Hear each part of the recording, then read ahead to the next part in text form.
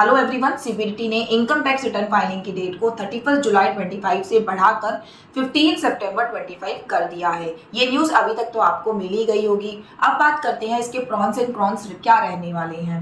देखिए, ये जो डेट बढ़ाई गई है ये उन सभी एसएससीज के लिए बढ़ाई गई है जिनका ऑडिट नहीं होता, जिनकी ड्यू डेट 31 जुलाई हुआ करती थी। यानी कि अगर आप एक पेंशन की रिटर्न भरते हैं, सैलरी की रिटर्न भरते हैं, शेयर मार्केट की रिटर्न भरते हैं या फिर बिजनेस की रिटर्न भरते हैं या फिर आप एक एज एन एक्चुएफ रिटर्न फाइल कर रहे हैं जिस कंडीशन में ऑडिट नहीं हो रहा है, तो उन सभी की डेट को 31 जुलाई से बढ़ाकर कर दिया गया है 15 सितंबर। रिटर्न फाइलिंग की डेट को बढ़ाने की वजह क्या थी वो भी हमें पता है कि इनकम टैक्स डिपार्टमेंट की अभी तक भी हमें यूटिलिटीज रिसीव नहीं हुई हैं।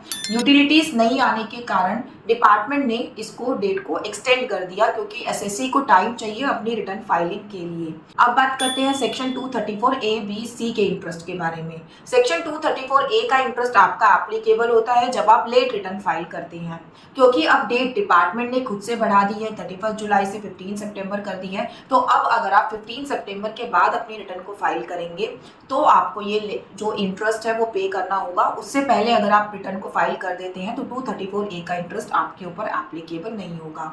वही 234 बी और सी का इंटरेस्ट जो कि एडवांस टैक्स के ऊपर आपका एप्लीकेबल होता है वो आपको उतना ही पे करना पड़ेगा जैसे कि आप पहले पे कर रहे थे।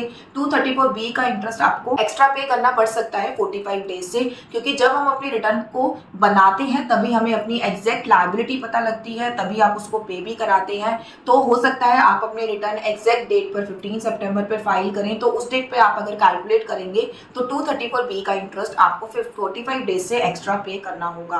अगर आप चाहते हैं आपको ये इंटरेस्ट एक्स्ट्रा ना पे करना पड़े तो आप आज की डेट में एटलीस्ट कैलकुलेशन करके देख सकते हैं कि आपका कितना इंटरेस्ट बनेगा और जो भी टैक्स बन रहा है उसको आप पेमेंट करा दीजिए सो दैट आपको ये इंटरेस्ट ज्यादा पे ना करना पड़े। ऐसे एसएससी जिनका रिफंड बनने वाला है, इस बार ऑब्वियस सी बात है रिफंड आप लोगों को लेट मिलेंगे क्योंकि आपकी रिटर्न लेट फाइल होगी, लेट प्रोसेस होगी और रिफंड भी आपको लेट मिलने वाला है।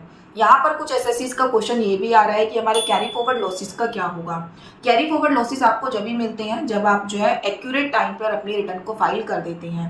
अभी तक के सिनेरियो के अकॉर्डिंग आप 31 जुलाई से पहले अगर अपनी रिटर्न को फाइल कर देते तो आप अपने जो पहले से कैरी फॉरवर्ड लॉसेस लेके आ रहे हैं या फिर इस साल का अगर कोई लॉस है आप उसको कैरी फॉरवर्ड करना चाह रहे हैं तो वो आप इजिली कर सकते थे। तो अब उस डेट को क्या मानेंगे, 31 जुलाई माने या 15 सितंबर माने। सर्कुलर में नोटिफिकेशन में ऐसा कहीं नहीं दिया गया है कि कैरी फॉरवर्ड लॉसेस के लिए आपको डेट क्या लेनी है।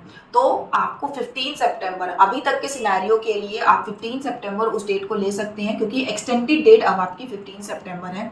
अगर आप 15 सितंबर तक अपनी रिटर्न को फाइल कर देते हैं तो आप अपने कैरी फॉरवर्ड लॉसेस को यूज कर सकते हैं या फिर इस साल के कैरी फॉरवर्ड लॉसेस आप इजीली कर पाएंगे। एक क्वेश्चन ये भी हमें अपने एसएससी से मिल रहा है कि हमारे कैपिटल गेन अकाउंट में हमें कब तक फंड डिपॉजिट कराना चाहिए।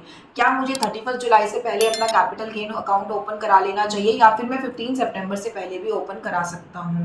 कैपिटल गेन अकाउंट आपको इसीलिए ओपन कराना होता है अगर आपकी फाइनेंशियल ईयर 2024-25 में कोई फिक्स एसेट सेल हुई है, उसमें कोई प्रॉफिट है और आप सेक्शन 54 की रिबेट को क्लेम करना चाहते हैं बट अभी तक आपने कोई नेक्स्ट प्रॉपर्टी को फाइनलाइज नहीं किया है।